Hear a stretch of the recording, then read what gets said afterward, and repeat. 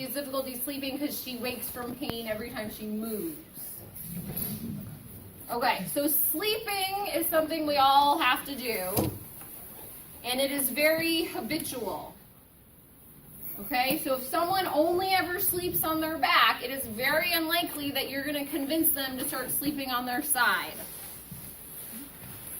Okay, or vice versa. Now, stomach sleepers should be corrected. It's terrible for you. Sorry. And with this patient, will she be able to sleep on her stomach even if she used to be a stomach sleeper? No, unless she's sleeping on a massage table, she's going to suffocate. Because what cervical motion do you need to sleep on your stomach? Rotation, and she doesn't have that. She's gonna suffocate. Well, yeah.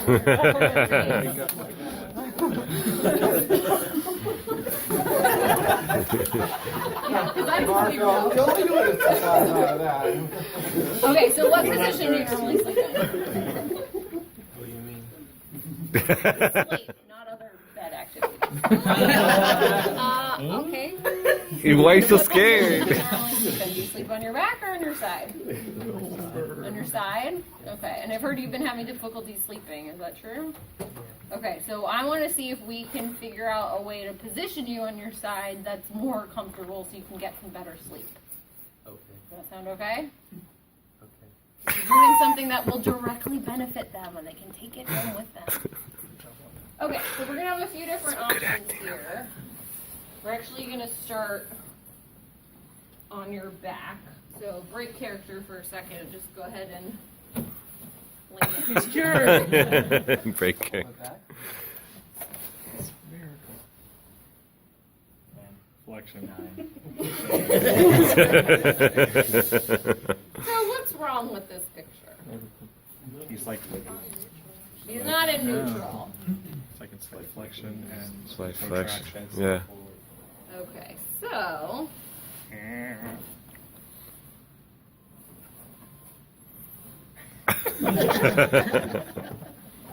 how does this look? A little better. Little, yeah. A little better? Slightly. Okay. Yeah, neck pillow.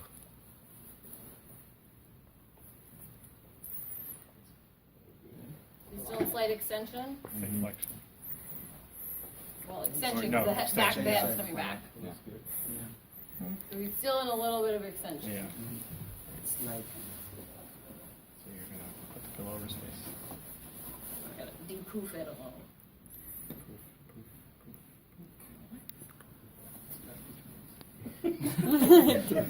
What about now? A little slight flexion. Still slight flexion, I see. Well, which would we prefer? flexion. What gives the facet joints more room? Flexion. Flexion. Slight Yeah. flexion. Okay. Okay, and we want that chin down, chin neutral position. Okay, so one of the best things to do, and this is helpful for all your patients, staggered pillows. Okay, so people are also very particular about the number of pillows they use. They always use 2 pillows. You're not going to convince them to use 1, or you'll be less likely to. So if you can set up their environment in a way that's not breaking their habit too much, but you're modifying it, that's better than like totally switching it up. Okay, so if they do use more than 1 pillow, staggered.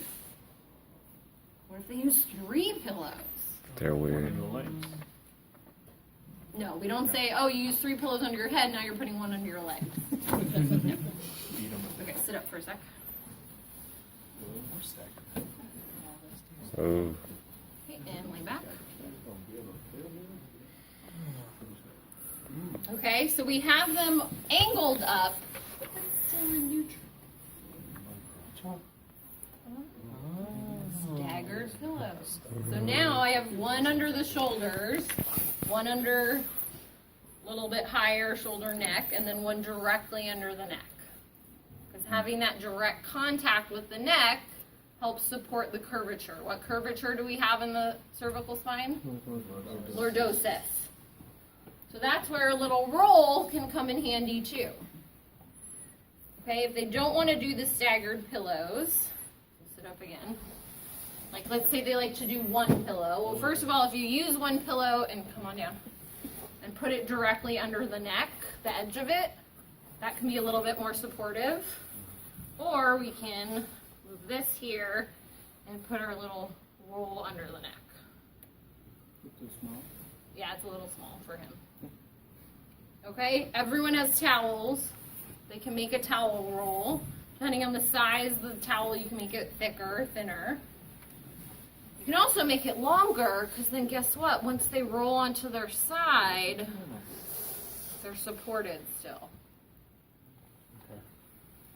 Okay, that's also true of our staggered pillows. Up, down.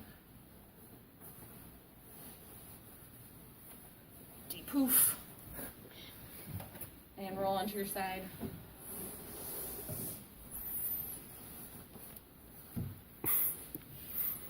Okay, so still supported on the side. Okay, so if they're a side sleeper, you set them up in a comfortable side position. Make sense? Okay, but now we got to work on our transition, so come on back onto your rack. We got her down, we got her in a comfortable position. We've made a recommendation for what she does at home. Write it down, draw it, take a picture of it. Because remember, their memory is probably not very good at this point. Okay, so whenever we have a spine injury, how do we transition? How do we change positions? Log roll. What's the first step of a log roll? Bend the knees. So bend both of your knees up at the same time. Now straighten them both at the same time. Now bend one. Then the other. Straighten one. Then the other. Then the other. Oh, then the other. Okay, which one do you want your patient to do? Single leg. One leg at a time. Why? Do two at a time again. Less strain on the neck. That's not how you did it the first. Did his lumbar spine stay neutral? No. No. Okay, whenever anyone has any spine pain anywhere, tell them to do one leg at a time. That's always safer for the back. Okay, so if they were like this, I would say, okay, one at a time, bend your knee so your foot is flat. Okay, so I'm giving him a cue of what motion to do, but I'm not necessarily helping him. Okay, so we're going to do what's called a log roll. When someone has neck pain, it's important to position yourself in the right place, because what if I was trying to talk to him over here? He'd have to turn his head. Or He'd try to turn his head, because that's what we naturally would do, and now he's in more pain. She. So I want to stay in his line of sight. Okay, so we're going to do what is called a log roll, which means your spine is going to be like a log. Logs do not twist or bend. You want them to stay straight. Okay, so I'm going to show you how to do that so that getting in and out of bed will be less painful. Sound good? Okay, so first step, we bent our knees. What we're going to do next is roll onto your side, but as one unit. Okay, so the way we're going to do that, I want you to take this arm across. Okay, you don't move your neck at all. You're going to start to let your knees fall down to the side, and as you do so, bring your shoulder with you. Okay, I'm not going to do it for you, I'm just going to help you. Ready to go? Yeah. Okay, reach across, let your knees fall. Good, just like that. How is that? Good? Okay. Next, we're going to move from this position up into sitting. Okay, so I'm also going to show you how to do this. Okay, you're going to push down here, push down here. Okay, but right before that, you're going to kick your legs off, and then we're going to come into sitting. That make sense? Kick your legs, push, come to sitting. Okay. You mind if I help you? I should help. Okay, I'm going to put my arm right here just so I can support your neck. And relax. There you go, listen up. Good. Okay, so kick your feet forward. Good, and come on up. Is that okay? Okay, well now I just have to go home and live with you so I can do that every time you get out of bed. I'll pay you. So, let's figure out a way a patient can do it for themselves. You can do one, though. Would you take this arm, put it right underneath your head, and let your head be heavy in your hand. Okay, so as you come up, I don't want you to try to lift your head. I want you to keep your head heavy on your hand. Okay, so same thing, you're going to kick your leg forward and then push here to come into sitting. Okay, kick your feet forward and push up. Now they've supported their own neck. Good job, Wanda.